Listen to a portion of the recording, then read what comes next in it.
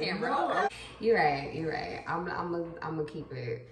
I'm gonna keep the kitty claws retracted. I appreciate it. Okay. Anyways, what up, y'all? It's your girl, Tiana the Venergy, and this is my friend Jay. Jay, go ahead and introduce yourself. My name is Jay English of Honors Yoga, and I am here to talk about masculine and feminine energy.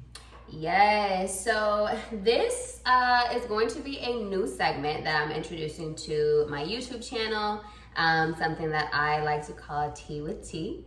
And we are going to be breaking down a myriad of topics within this series that have to do with sex, love, and self. And to pop this series off, we are going to be talking about a topic that is very Kevin Samuels right now. We are going to be talking about the softening of men and the hardening of women. Now, we know that right now, with the temperature, if you will, of the society on a global scale, but especially in America, it is a very sensitive subject, you know what I mean? But I pride myself on and make a valiant effort in creating a safe space for people to be able to talk about things like this and have a space where they can be open, honest, transparent, and especially vulnerable without judgment or shame or ridicule or anything like that. So if you are going to comment, because we will be asking you guys questions and wanting you to comment below, please keep it cute or keep it on mute, okay? Because period. We will be blocking people that are disrespectful. Show people respect, the same respect that you would want to be returned to you, okay? But without further ado, let's get into it. So, Jay. Yeah. So the tea this week is, again, the topic of the softening of men and the hardening of women. So to start off, I want to ask the question of, can we define what is a soft man and what is a hard woman? Is it status? Is it money? Is it physical traits, like physicality? Is it aggressiveness? Like you are aggressive towards men or women, or you like aggressive sex, or what are the definitions in your opinion of the two? In my opinion, it's more about the energy of the person, right? Okay. It doesn't make a difference if the person you could own a gun and be a soft man. You see what I'm saying? Facts. There's lots of soft men that own guns. Yeah. They might own a gun because they're soft. You see what I'm saying? I was about to say, I wasn't gonna say that. He said it, not me. You know what I'm saying? Or you could be a masculine woman that dresses very feminine. Yeah. Oh my God, that's so true. Right. Okay. Right. So, and then sometimes it's the woman has certain feminine traits, but then I experience her emotions as masculine. Ooh, break that down a little bit. So it's she may be dainty and soft and engaged in things that typically we consider feminine, but then when she's triggered, a mass, a whole dude comes out. Oh, you said a whole dude. You understand what I'm saying? A different side. You said Debo came out whenever I triggered her. Yeah. So, and I can agree with that. I do feel there are certain traits energetically that men and women that operate from those polarizing energies kind of bring up. And I think that though it also comes from that aspect of being wounded versus being healed. I was actually looking at a post, and I think I reposted it on my IG, where it gave the characteristics of a wounded feminine, a wounded masculine, and just a masculine or feminine energy. Yeah. And the thing about it is you can operate from either side of the spectrum. So like we've just been saying, you can be a feminine woman, or you can be a woman that operates from your wounded masculine, just like you can be a masculine man that operates from his wounded feminine. Yeah. These are all different traits that can kind of get misconstrued, because when we throw gender into it, it literally I feel throws everything off, because everybody has masculine and feminine energy. Right. True. So then, okay, this conversation or this part might be a little bit more controversial, I guess you could say. That's good. Is there a structure for placement of men and women? As in, who is the leader in relationships? Is it that the masculine energy should always lead and the feminine should support? Is it that, you know, people can have their energies take over at different times? How do you feel about like relationship dynamics when it comes to introducing masculine, feminine energies into the equation? Yeah, I think this is a complicated conversation. I'll try to make it simple. Teach, Jay. Okay, here we go. So I think one layer of this is that what I found, because I've always been a person that's kind of been like, okay, well, where the woman is strong, she should lead. Where the man is strong, he should lead. Right? Yeah. And there's a place for that, right? So if a woman is an accountant, just because you're a man, you shouldn't handle the money that's done. Facts. You see what I'm I saying? agree. At the same time, if the two are on equal footing and they're both accountants, the Right. tendency for the woman is that she wants the man to lead. Right. This is what I would agree with that. Right. And so even if the man is like, I don't know, the woman's like, no, you do, right? Yeah. And so with that said, I think there's a reason for that. And I think that's because women are processing more emotions than men typically. And because of that, I like how you just pushed all the emotions over here. typically, but so because of that, there is sort of like if there's like certain decisions or certain heavy things, like you do that, so that I can do this. You know what I'm saying? Sort of like a relief sort of thing. That's the way I hear women describe it. It's like, it would be great if somebody could come here and kind of like make my life easier by I don't have to process all of this and make all these decisions, because I do agree with that. Part of what I think of being emotional is like being on multiple sides of a coin. So to make decisions in that context, I think takes a lot out of women sometimes. It's like, I don't know what I want to do. Okay, you do it. Simple. Ooh, like for example, where should we go eat? This is a good example. Yeah. Right. They're grounded, right? And it's like, and the man comes through, like, we're gonna eat this. Okay, cool. Yeah, and then I guess that's true. But then see, I feel like as a woman that operated from my masculine energy for a long time and have now since then gravitated more to sitting and resting more comfortably in my divine femininity and that feminine energy, I still will tend to attract men that operate from that wounded feminine kind of, and they still want me to make the decisions or be the one to lead in many areas. And it's like, when you are a woman that has shifted from masculine back more so into feminine energy, it's like, how can you go about attracting what you're resonating with now? Do you know what I mean? Because that's the issue that I have these days, is like, now I get more of a mix. Like some men will be very rooted, like men that are very rooted in their masculine energy, I don't have any issues with. I've never had a masculine man, you know, according to the context, tell me that I'm aggressive.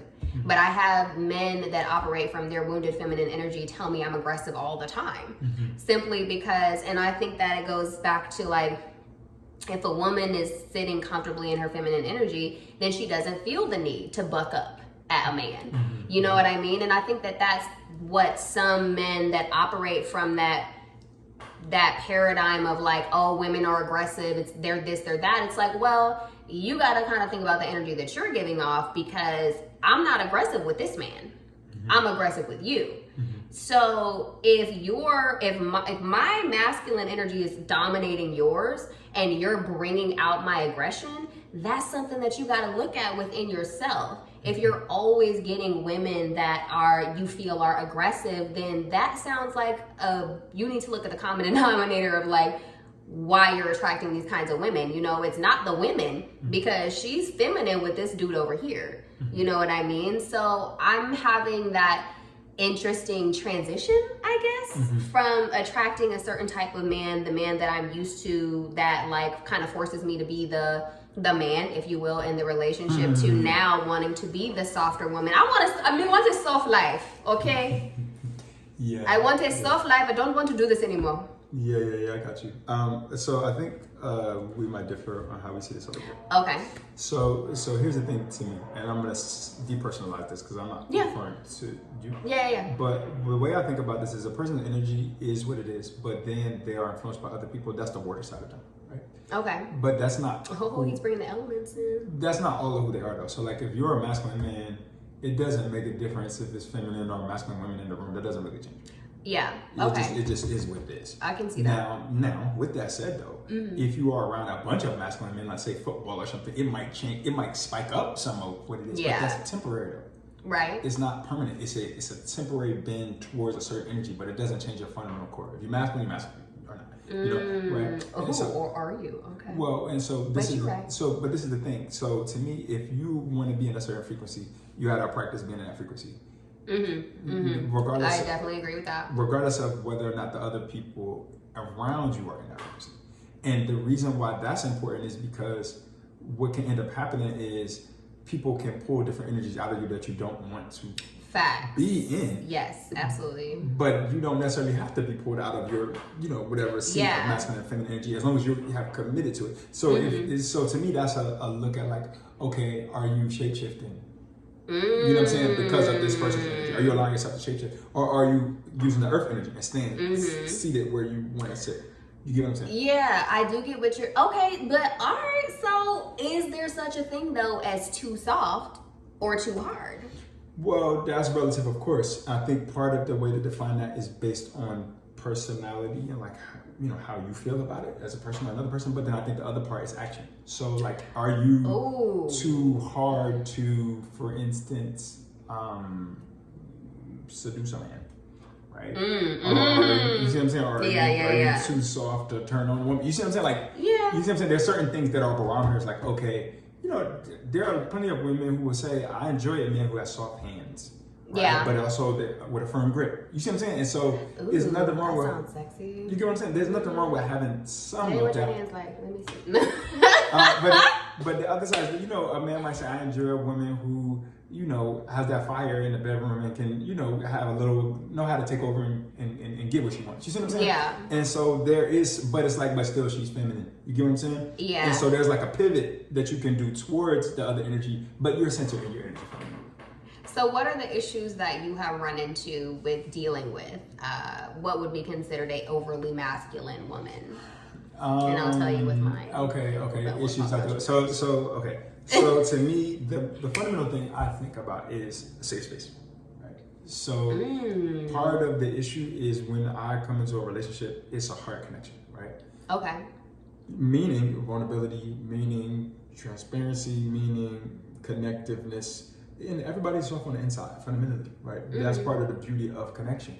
But if a person comes with a bunch of knives and blades all the time, like I can talk to you however you want, you need to man up and all that. It's like, hold on, this is not really the space for that. Manning up is like, all right, if we in the gym, or manning up is like, all right, go take out the trash. You see what I'm saying? Those things are things that you can say. But when it comes to matters of the heart, both sides need to be sensitive to each other. Actually. Yeah. Otherwise, what ends up happening is you have a man who is cold, blocked off, and numb. Very King of Swords energy. And then you say, oh, you're emotionally unavailable. But that's what's going to happen if you come with a bunch of swords. You understand what I'm saying? Sorry, I do have to reference tarot when I think of like relationships because I do feel like, people exhibit certain tarot qualities. Like you tend to have, like if somebody's giving off that King of Swords energy, they are very cold. They are very like analytical. They're very like calculated. They're logical. You're not going to get a lot of emotion from that type of individual.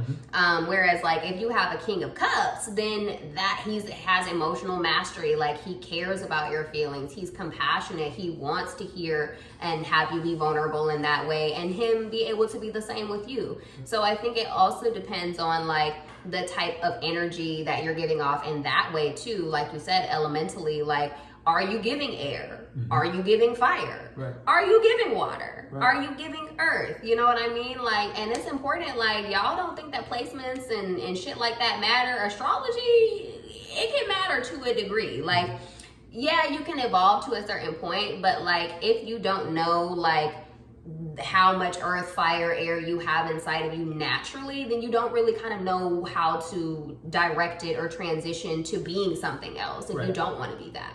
You know what I mean? So I think that on the feminine or the female side of that, dealing with a man that is a little bit more on the feminine side is that it becomes hard to have conversations because they don't have an emotional barometer. They're very volatile. I tend to find that like men that are a little bit softer tend to be the ones that like to argue more. They definitely are not the ones I expect in a relationship. One of us has to be cool, calm, and collected. Yeah. One of us has to be laid back. One of us has to not explode whenever shit gets crazy. You know what I mean? Naturally, that's usually the man in a relationship dynamic. Like naturally, you guys are more calm, centered, temperamental, like you guys have good self-emotional regulation. But dealing with men that are a little bit more feminine, I just find that like it's almost like being in a relationship with a fearful avoidant. So where like it's like up and down, up and down, up and down, up and down. You don't know what you're gonna get that day. And that's another conversation for another day. Is talking about attachment styles and all of that. But I do tend to find that like no matter what attachment style a man has, if he's operating more from his feminine energy, he's definitely a lot less emotionally regulated, and that causes us to want to back away or retreat from the relationship because we don't have that safe space emotionally to be able to be vulnerable and tell our partner like, hey, you did something that hurt me, without them like lashing out at you or causing an argument or something like that. Yeah, that makes sense. And I think that a lot of times I think that that comes from the fact of two things. You know, the society doesn't exactly, it forces everybody into masculine energy in a way. But in a way that's like in reference to capitalism and not manhood, you know? Yeah. So like we all gotta like work and go to school and survive and stuff, but it's not necessarily like, okay, how do you be a man, manhood training, rites of passage type of thing, right? Yeah, so those are two different facts. things. The other part of it is a lot of us are raised by single mothers, you know? That too, woo! And so that energy of being around women a lot we don't think influences about men that. in a certain way. On one hand, they may be more like, you know, adoring women and because they love their mother. Yeah. But on the other side, they may absorb some of those qualities, and that could be a turn off in that way. That's the shadow side. Yeah. And yeah, we haven't even like gotten into the shadow side of things, guys. Like this is light work, okay, that we're talking about. So I want to ask the question of like, does it, with you being a man, of course, bringing the male perspective to this conversation, does it bother men that women have like kind of like redefined themselves and are like no longer being like necessarily ruled or governed by men? Because I do feel like that women kind of not being men property anymore, because that was a thing. Like when you got married, you were your husband's property. Like you were just like the cow, the dog, the car, like you belong to your husband. So has that kind of contributed to like the de-evolution, like the emasculation of men in a way? So let me say a couple things. One thing, I never experienced that, so I don't know nothing about women. But Good. You know what I'm saying? But that's one thing. It's one. But secondly, you know, black culture, traditionally, if we go back to like Africa and stuff, the gender balance wasn't so severe. It wasn't. I agree. Right. So there were plenty of women who owned property. That were exactly. You know yeah. So that's important to be said, because a lot of our cultures were patriarchal and some of them were matriarchal as well. Right. And Agree. So you even see that. We do have to bring that in because we are part of the black culture, black perspective. So you know, we got grandma house. Big mama house. You see what I'm saying? Exactly. You know, which is a matriarchal type of setup. Yeah. You know, soul food. But that's important to think about, because at the same time, you know, how does that exist with the man leader thing? Right. You know what I mean? And so to me, it's kind of like Ooh. You get what I'm saying? Yeah. So now you got me thinking about how like media and like the social conditioning and programming that has been kind of plugged into black men. Is that kind of a contributing factor to you all feeling a certain way about being with your woman or in a relationship? Like, how do you feel about your woman? Like, I'd like, you know, like, because if you've been under the patriarchal white man's thought process of women are property, women are this, women are that, like they're not your equal, they're your helpmate or they're your support system or whatever the case is, if that's been drilled into you, even in Christianity, like if we were to throw religion into that. I didn't grow up like that though. Okay. So that's not something that I've had to like unlearn. Okay. Right? Yeah. my mom was a Christian, but my mom didn't impose those type of things, and my mom was a person who worked and had her own agency. Yeah. And my dad had, they weren't together when I grew up, but he had his wife, and it was like my mom's side was matriarchal, my dad's side was patriarchal, and I never really saw it as like one versus the other, or one is better than the other. And so I never really had the idea of like women are lesser than men, as much as like there's certain things women are stronger or men are stronger than, and then how does society place those things? Okay. So society might look up to a certain thing that men do, or might look down at a certain thing that women do. Yeah. But that doesn't mean that men and women are better or worse than each other. You know what I mean? Well, do you feel like it's harder for men to find their place in this society? Well, I do think that. So now let's talk about what you were talking about, which is modern politics. So we're on phase like 1, 2, 3, 4 of feminism, right? Yeah, I was about to say throwing in neo-feminism and all of that. I was bringing that in. And so there's some light to feminism, and of course there are some unintended consequences of feminism. Yeah. I think a lot of the light has to do, of course, with advances in politics and making sure that there's less domestic violence and equal pay and all that stuff. All that stuff is good. There are other issues with feminism because there was a certain order, not that order is appropriate for this time, but there was an order to the idea of this is how a family is run. Now, there are plenty of cultures that have an idea of how a family is run. Okay. Not that those ideas are correct, but at least they're ordered. These are the rules. Yeah. As we move through in modern times, what they say, from a traditional woman to a modern woman. Okay, so now we don't know what the roles are.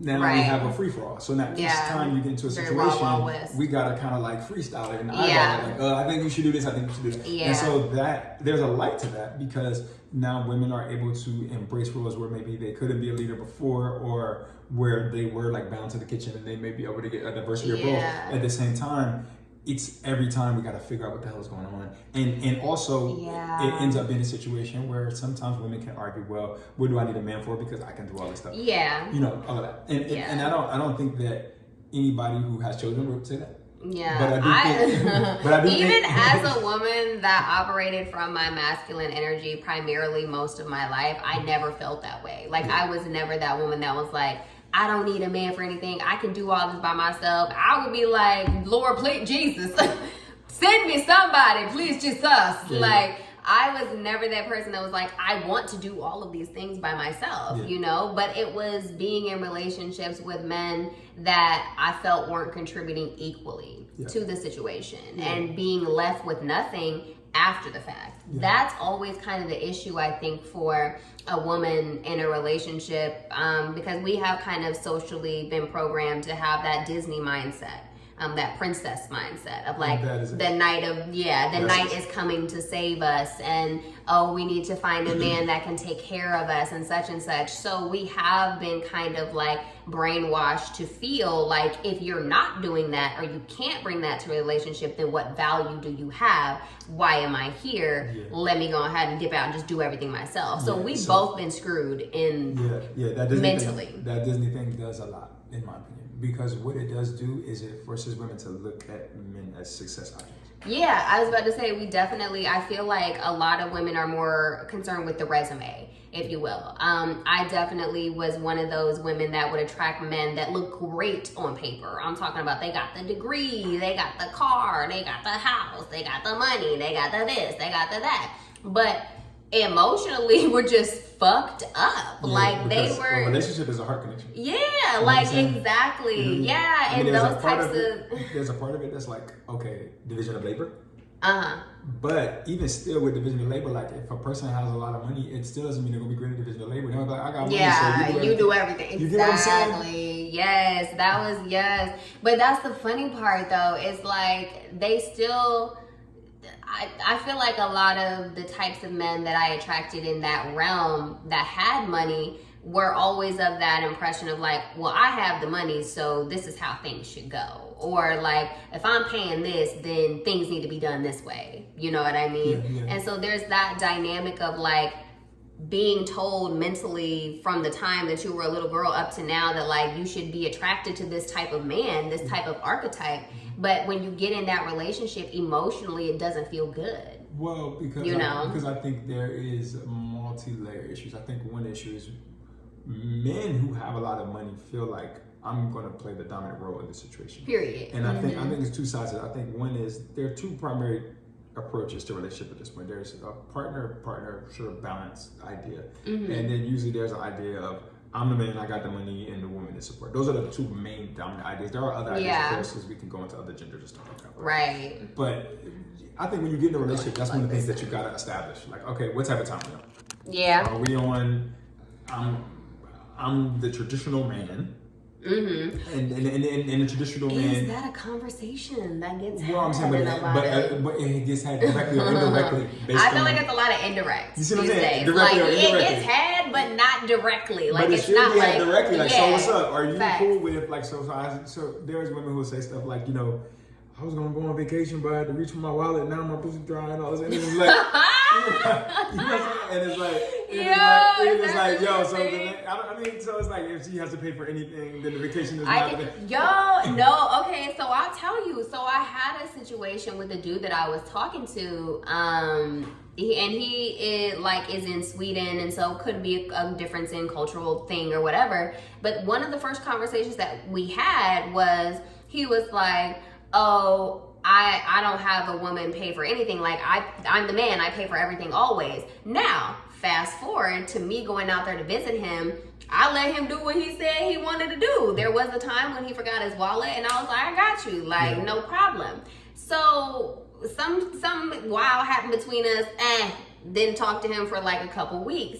He came back and one of the first things he said was, you knew that I didn't like have a job or I wasn't bringing in any income, but you still had me pay for everything while you were in town, and like you don't understand group economics. And I'm like, bro, one of the first conversations. He set the frame. Yeah. And now he's regretting his own. Exactly. I feel like that happens a lot. It's like there are like men and women that will say certain things within certain contexts.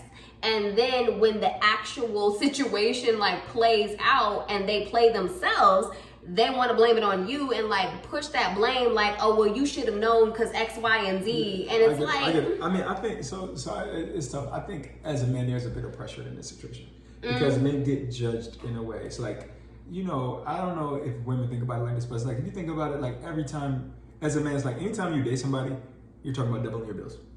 Facts. You see what I'm saying? And so it's like, with that said, it's like, absolutely. How excited are you to double your bill? You know? Or triple. I mean, you know what I'm saying? It's like, so when you think about it like that, there is a resistance from it because you don't, but at the same time, like women do become an extra bill. Well, that's a way. I'm saying from this framework. You see what I'm saying? So the thing about that is like, okay, if you can do it, do it. If you can't do it, they'll work together, make it work. That is not the definition of manhood. That's just one aspect and expression of manhood.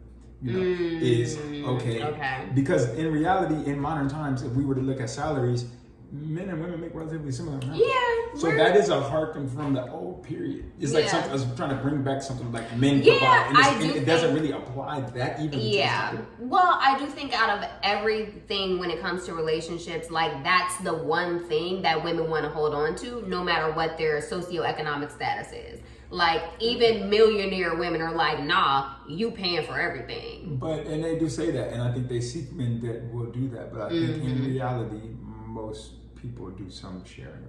I mean, that's their, you know what I'm saying? I think 80% of relationships have some, that sharing of the financial obligation and responsibility. But I do think that the fantasy is that I will have a man, I never have to pay again, he takes care of everything, right? I think that's the thing.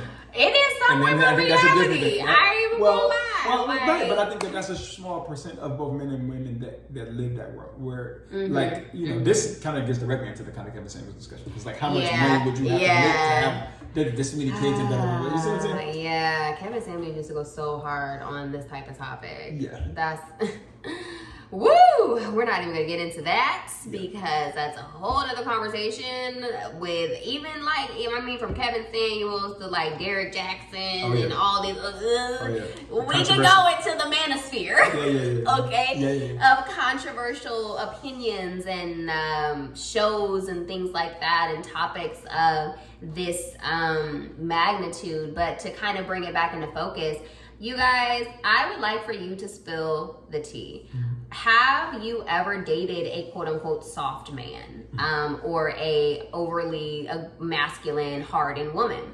What was your experience like? Tell us in the comments below, because I really want to see if this is like some sort of phenomena that's happening like now in modern times, or if it's like some of y'all are like 40, 50, 60 and you're like, nah, we've been dealing with this shit since since Rosa Parks and was on the bus, and you know what I mean? Like I mean, which is at the point, certain things, racism can make people hard, Yeah, like that's also a thing. It's like the change of the times. Like how does that, evolutionize, revolutionize, de-evolutionize a species, like a gender, you know what I mean? Like if we look at the progression of the male species and the male gender versus the female gender, it is kind of like men have been softening and women have been hardening, but I feel like that is partially due to like women's rights, the women's rights movement, and like us pushing for, I ain't gonna say us because I didn't push for none of that shit, okay? I am a unfortunate benefactor of the shit that y'all did back in the 50s and 60s that I didn't have no say in, okay? Yeah. Somebody like me, I would have been cool, traditional roles and relationships, but I think it is hard though to be a traditional man or woman in today's dating scape. Well, to a degree. Because there is no tradition. Yeah. The tradition is gone. And what we're trying to do is, in a world where there is no easy answers, try to look to old ways to plug in certain parts. Yeah. And see if this works and this works. And mostly, ooh, that's good. Mostly we find frustration when we do that. Facts. So it's tough because we can't lean on our parents for right and wrongs. Right, and that is so, I feel like me, I'm a part of the millennial generation. I don't know what generation you're a part of, Jay, because I don't know how you've been in the energy spiritual realm for 20 years and you don't look like it at all. So I'm just confused. Like I literally have no idea how old this guy is, y'all. I don't know. I'm the ancient one. Yeah, he is. Between the two of us, spiritually, energetic wise, he's the older one of us. Like we already pretty much determined that.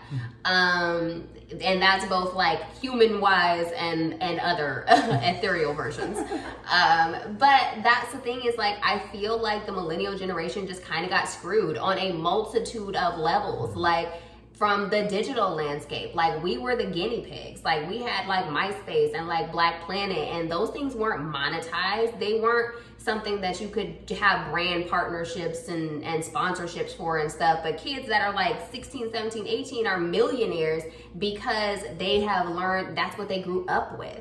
Like Generation Z benefited off of the trials and errors that we had to go through and experience. And I feel like that's the same thing in dating. Like we're not our parents' children, and we were given a completely different dating scape than they had, but we were expected to go about operating within it like they did. And so it's very confusing to be like, okay, well, y'all told me to go get a traditional relationship, to go be with this type of dude, but like dudes ain't like that no more. This ain't that time. This ain't that time. So now, as a woman that's been taught this one ideology, but living in a completely different time, how am I supposed to navigate that? And I mean, shout out to those of you that have found your person and y'all doing the damn thing and everything is great, but I don't find that to be the majority these days. I feel like it's tough to find the person, let alone a person. Like finding just a person, not even the person, the one. Like yeah, I think what we got to frustrated, Jay. Frustrated. I think what we got to do is study ancient stuff, study modern stuff, pull from it, and then drop what doesn't make sense. And not drop what doesn't make sense. So, in your opinion, what doesn't make sense now in modern times in the society that we live in? What doesn't make sense? I think strict gender roles don't make sense. I think a loose application of gender roles don't make sense. Okay. Yeah. So, like, I think it doesn't make sense to just say you woman cook. Like a man should know how to cook and can cook, should be good at cooking too. Yeah. And we both gotta survive. Right. And a woman can make money and pay for things sometimes, but I think there should be like, you're manly in your energy. but you understand how to flow in and out as needed. So you're masculine, but with some level of flexibility based on function. Yeah. Right? Okay. Because, what if this man loses his job for a month and he's in between jobs? Okay, right. this person maybe there's always that question you know too. Yeah. Like, okay, you lose your job, you're just not a man now. It's like, Did you? So there was this clip that was going around like a while ago where it was this podcast and there were these two chicks and they were talking about the difference between a 9-to-5 dude and like the drug dealer or somebody that like has access to quick money, fast money, right? Yeah. And the fact that like she was like, nobody's really checking for the 9-to-5 dude anymore, because if I need money right now, like I need you to be able to go get that, and like I don't want to hear your check coming on Friday kind of thing. And so I do feel like to a degree like women's mentalities these days are just harder. Like they're harsher. That is shadow femininity. Is it? Okay. Yeah, Talk about that. Because this is this woman is basically saying to a person who is doing what society told them to do to stand in their light. Like you went and you became a teacher, or you became whatever. Yeah. And now it's like, oh, that's not enough. You need to be doing something that's so fast that's actually illegal. Right. And then now I'm turned on. So yeah. You see, that's what I'm saying. So you're like a drug dealer girl. You see what I'm saying? Yeah. And it's like, not to say that it's evil, but to say that if you're a man and you're placating to that type of woman, know first of all that she sees you as a person that's like an object. Yes. Like, okay. Oh my God, have women become objectifying? Like, or have we always been objectifying men in a different way? Well, I do think so. So I think there's one less. So I think, first of all, I think humans are spirits and chakras and all that, but we are also objects, right? Yeah. So to embrace the object idea, I think one thing is there's this whole discussion about women not wanting to be objectified, and then Instagram. So we'll leave that at that. Woo! We're gonna leave that there, right? Right. Put a pin in it, y'all. You understand what I'm saying? How do you feel about that comment? I want to see some comments about that. We see women voluntarily. We're seeing presenting themselves in such a way that in the past people would say, don't do that because you're objective. Yeah, because you're objective. Yeah. But with some agency, it flies, whatever. So, but on the, but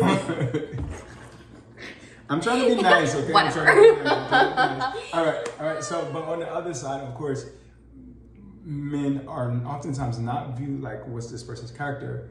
What's this person's legacy? What they contributed to the world? What's this person's heart like? Nobody cares. Yeah, that. And so what does that say to Amanda? You know what I'm saying? Like, well, it says that until I get X, Y, and Z, I'm not. Yeah, you're not. Which the problem. But the problem is that with that is then that's why the guy with the money is like, I'm the man now. Yeah. And so none of this other stuff matters. You see what I'm saying? And so you breed that person when you do that. You breed the rich asshole.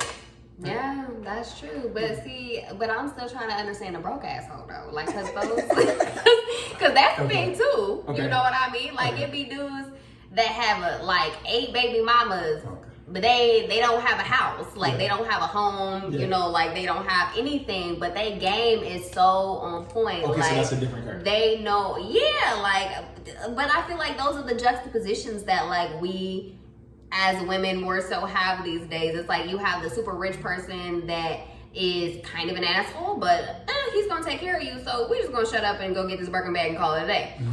Or you have the person that's like, they're the sweetest person, you guys laugh so much together, you have like literally you could live in a cardboard box with this person and have the best life, but they who says that?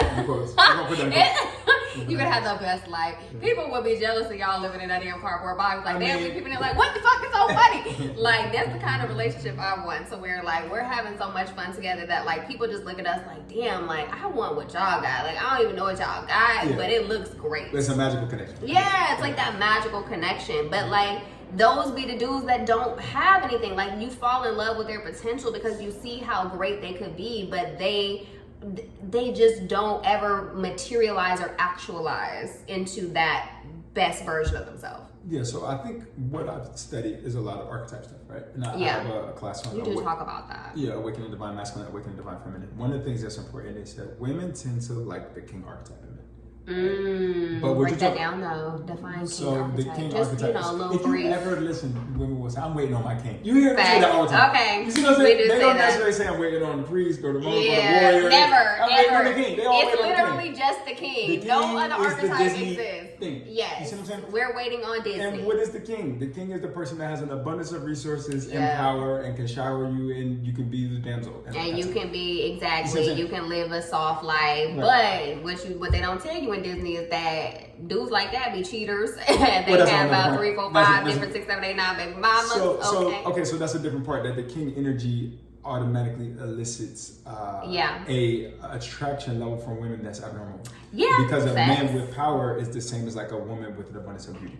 Agree. Right, and so rappers talk about that all the time. Like, I ain't had, and then once I got the money, the same woman that walked away from me in the club. Now they all you see what I'm saying? So naturally, king energy creates a harem.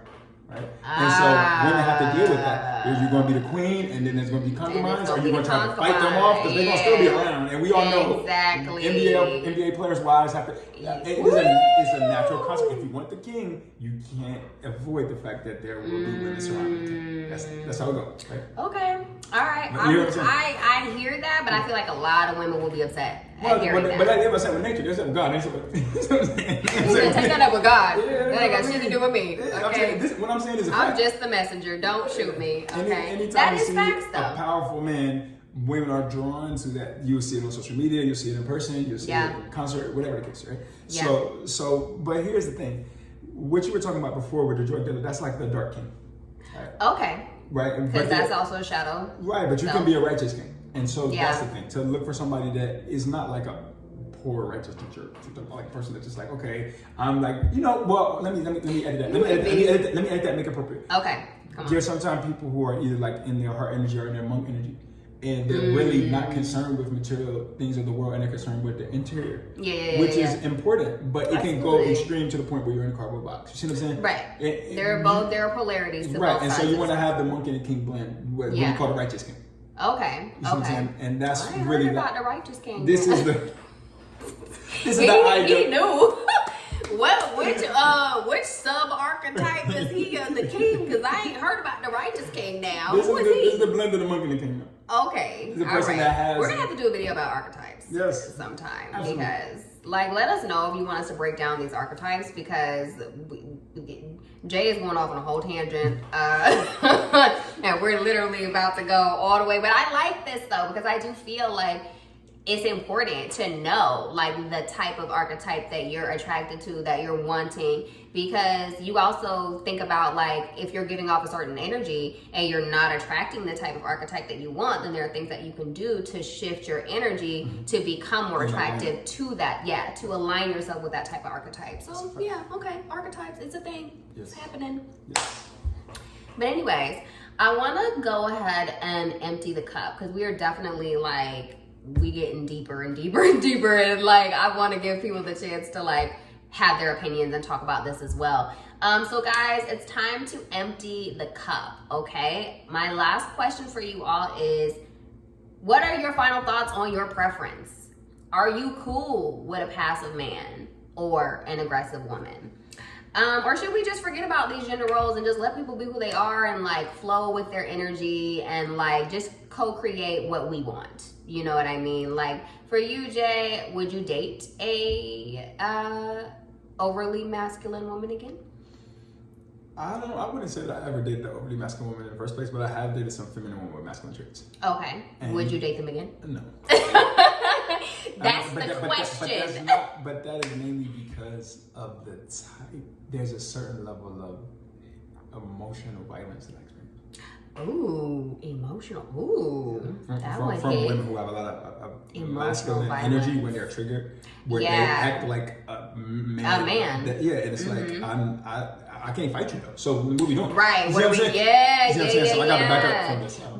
But that's so interesting that you say that, because I feel like some of the arguments that I've been in with like feminine men make me want to turn into the dude and that part of me comes out to where I'm like, I want to fight you so bad, but I can't because you a bitch. So, but I'm sorry, and I don't mean that. I'm gonna edit that. But that's how I feel. It's like I feel like I turn into the man in those arguments, and I don't like that. So here's the thing. Yeah. I think that there's a difference between masculine and feminine men, and then there's a thing that happens in the attraction cycle with women, to where once a woman who is very attracted to a man starts to lose attraction, her masculine side tends to come out. Yeah, it's that lack of respect, which we have talked about. Which offline. has less to do with, to some extent, it has to do with if the man is in his masculine energy or not. But even if he is in his masculine energy, that shit still comes out. Once the attraction goes past a certain point, that side comes out, partially for protection and partially to like, you know, do her stabs and get her. I do. Yeah, I can agree with that. That like when I lose,